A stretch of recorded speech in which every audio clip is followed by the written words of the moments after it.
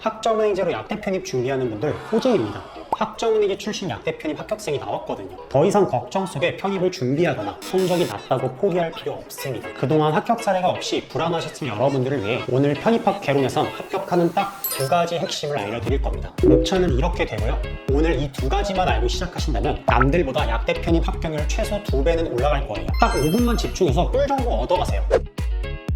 준비 방법에 대해 말씀드리기 전에 먼저 정성대와 정량대의 개념부터 알아야 하는데요. 먼저 정성대는 서류평가 비중이 큰 학교를 말합니다. 출신 대학과 나이, 전공 및 관련 논문이나 연구 경험 같은 요소를 중요하게 따지는 거죠. 반면 정량대는 공인영어, 전적대, 필기고사 성적 같은 객관적인 수치에 비중을 두는 학교를 말합니다. 그래서 학점은행제로 지원하려면 성적 데이터만 따지는 정량대에 지원하는 거죠. 그렇다면 정량대는 어떻게 준비해야 할까요? 정량대의 전형을 보면 보통 1, 2단계로 나눠져 있습니다. 그리고 나서 본인이 1단계 조건부터 완벽하게 갖췄는지 확인해야 돼요. 1단계에서는 보통 GPA 성적, 공인영어 점수를 반영합니다. 여기서 GPA 성적이 부족한 분들은 보통 학점은행제를 활용해 성적 세탁을 하는데요. 간혹 학점은행제가 필요한 분이 아닌데 광고에서가 학연제를 진행하는 분들이 많아요. 만약 본인이 생물화학 관련된 동일 계열에 GPA 성적이 3점 후반 정도 되는 분들은 학점은행제를 추천드리지 않습니다. 학연제 투자하실 시간에 토익 만점 만드는 데 집중하세요. 그리고 위에 아예 해당되지 않는 분들은 학점은행제로 성적 세탁이 필요합니다.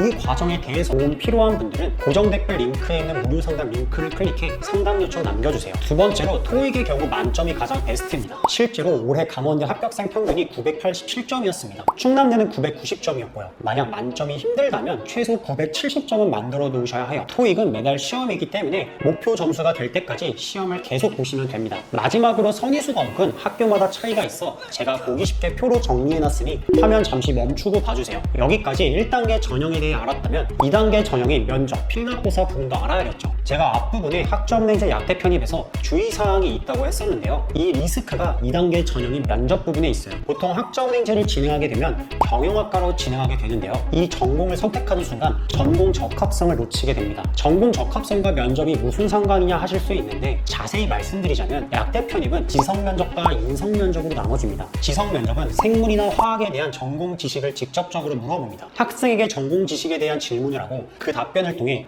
이 학생이 전공 배경 지식이 충분히 잘 갖춰져 있구나 라고 교수님들이 평가하는 거예요. 이 부분은 비동일계 학생분들도 공부하면 해결할 수 있는 부분이지만 인성 면접은 전공 적합성을 연관지어 질문을 해요. 교수님들이 보통 어떤 식으로 질문을 하게 되냐면 본인이 인문대 비전공자인데 약학 공부를 잘할 수 있는 이유는 뭐라고 생각하십니까? 이런 식으로 의구심을 갖고 면접을 진행합니다. 그렇다 보니 비동일계 출신보다 동일계 출신 학생들이 더 유리할 수밖에 없겠죠. 경험을 통해 말할 수 있는 답변도 더 디테일할 테고 이걸 꼭 인지하고 준비하셔야 합니다. 합격 사례가 있지만 이 부분 때문에 어느 정도 리스크가 있는 거예요. 그렇기 때문에 본인에게 맞는 학교를 지원해야 됩니다. 이 부분은 다음 파트에서 자세히 말씀드릴게요. 이렇게 학점은행제 약대 편입 리스크를 알고도 준비할 마음을 먹으셨다면 필답고사 준비도 어떻게 해야 될지 알아야겠죠. 보통 학점은행제로 준비하는 분들은 생물화학 노베이스에 가까우실 거예요. 그렇다 보니 무작정 학원을 가서 학원 커리큘럼을 따라가시는데 추천드리지 않습니다. 왜냐하면 학원에서 제시한 커리큘럼이 개개인별 커리가 아니기 때문이에요. 학원은 다수의 학생들을 상대합니다. 개개인별 베이스를 생각하지 않고 평균치를 내어 커리를 만드는 거예요. 본인이 생물화학에 대한 베이스가 있다면 학원 커리큘럼 따라갈 수 있을 겁니다. 하지만 베이스가 없다면 시간과 돈 전부 날리는 거예요. 노베이스 분들은 스스로 자기 객관을 정확히 해야 됩니다. 본인이 생물화학에 대한 베이스도 없는데 6개월 이론 과정만으로 익힐 수 있을까요? 택도 없습니다. 짧은 기간 공부해서 합격한다면 누구나 약대 편입에 도전하겠죠. 모든 공부는 기본부터 쌓는 게 정말 중요하고 본인의 위치를 정확히 아는 게 핵심입니다. 여러분, 본인 위치를 먼저 파악하고 받아들이세요. 그리고 나서 필답고사 준비를 어떻게 할지 정해야 되는 거예요. 이걸 알고 시작하는 사람과 모르는 사람의 합격률은 최소 2배는 나요. 올바른 전략과 방법이 더해지면 2년 걸릴 거 1년 걸릴 수도 있고 불합격하는 거 합격할 수 있는 거예요. 다시 한번 강조하자면 본인이 생물화학 노베이스나 무작정 학원 커리큘럼 따라가지 말고 내가 공부를 제대로 하고 있는지 능동적으로 점검하면서 나에게 맞는 플랜 설정하고 본인이 필요한 강의만 들으세요. 이 부분도 모르겠다면 저한테 물어봐 주시고요.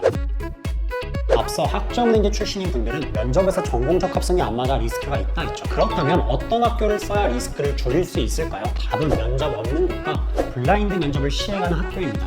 첫 번째로 약대 전형표를 보시면 면접 없는 학교가 우석대, 원광대, 강원대, 전남대예요. 이 네 학교는 무조건 지원하세요. 그리고 여기서 GPA가 반영되지 않는 학교가 우석대랑 원광대인데요. 여기서 많은 분들이 성적 안 들어가니까 좋은 거 아니야? 학점은행자 할 필요 없잖아 라고 생각할 수 있어요. 아닙니다. 비동일계 분들은 이 학교가 더 불리합니다. 이 두 학교는 필기도서와 공인영어만 반영하기 때문에 GPA가 낮은 동일계열 학생들이 전부 모이는 학교입니다. 그렇다 보니 경쟁률도 200대 1 정도로 높고 현실적으로 비동일계 학생들이 1, 2년 만에 동일계 학생 상대로 이기는 게 쉽지 않죠. 비동일계인 분들은 뾰족하게 가는 것보다 학점은행제로 높은 성적 만들어서 선택지를 늘리는 걸 추천드려요. 그리고 전남대, 강원대는 면접이 없기 때문에 학점은행제로 준비하기 가장 좋은 학교라 꼭 추천드립니다. 두 번째로 블라인드 면접을 시행하는 학교예요. 전공 적합성을 보는 인성 면접이 있는 곳과 블라인드 면접이 아닌 곳들은 분리할 수밖에 없겠죠. 그렇기 때문에 블라인드 면접인 학교를 지원해야 되는데요. 제가 조사한 학교로는 경성대, 충남대, 충북대, 전북대, 제주대가 있었습니다. 사진처럼 본인의 인적사항 및